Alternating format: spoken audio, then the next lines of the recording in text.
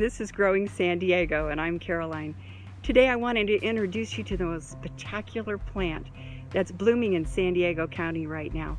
It's called St. Catherine's Lace, and as you can see from the large, beautiful white clusters of flowers, it is really a dramatic plant.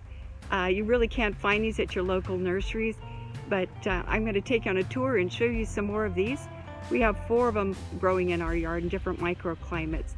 So we'll have a fun time chatting about this. Again, this is St. Catherine's Lace, Erigonium giganteum.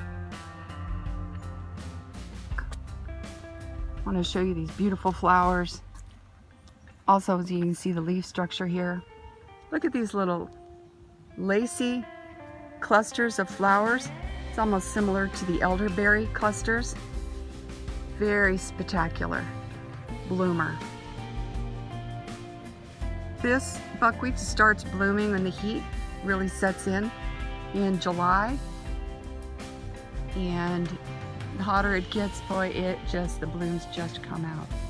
This buckwheat's very unusual in that it's over 3 feet tall. It gets 3 and 4 feet wide. It's got this great kind of silvery leaf on the new growth, and then the later growth, the older growth, you can see is a darker green. It just adds a lot of color in your yard. Has a lot of depth. And again, it's spectacular. We actually use these flower clusters. See the stems that come off these flower clusters, quite long. They make great cuttings for flower arrangements. These flower clusters last a long time in the house, in your flower arrangements. Erigonium gigantium, St. Catherine's Lace.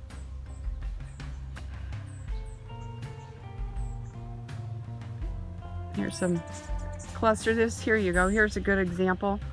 This cluster of flowers broke off. It's actually dry.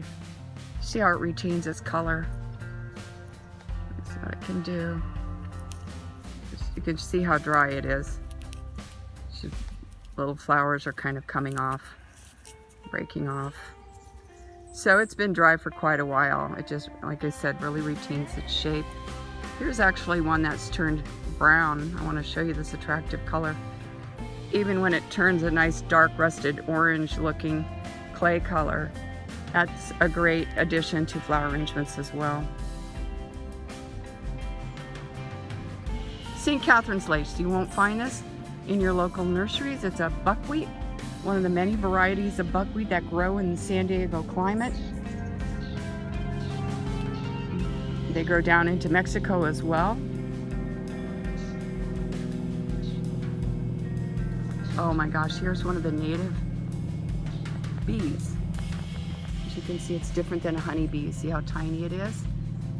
600 species of bees, and we are fortunate today to capture one of those.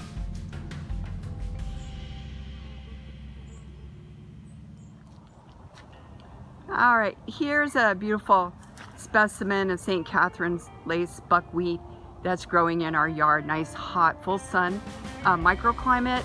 You can see that it's a pretty tall plant. It's been growing for over 2 years. The color's already spectacular, adding a lot of variety to our yard. And here's our St. Catherine's buckwheat that we've got growing in full sun with afternoon shade. Look at the size of this plant. It's about 2 years old. We planted it in an area that was poorly maintained and had poor soil, and it's thriving. It's over 4 feet tall. It's over 4 feet in diameter. And now that the white flowers have turned orange, we have beautiful color. Look at those beautiful orange flowers. So we're going to be using this we'll be making some cuttings, using some of them for flower arrangements, really helping us celebrate the end of summer and the beginning of the fall season. Keep growing San Diego. Consider growing this St. Catherine's buckwheat in your yard.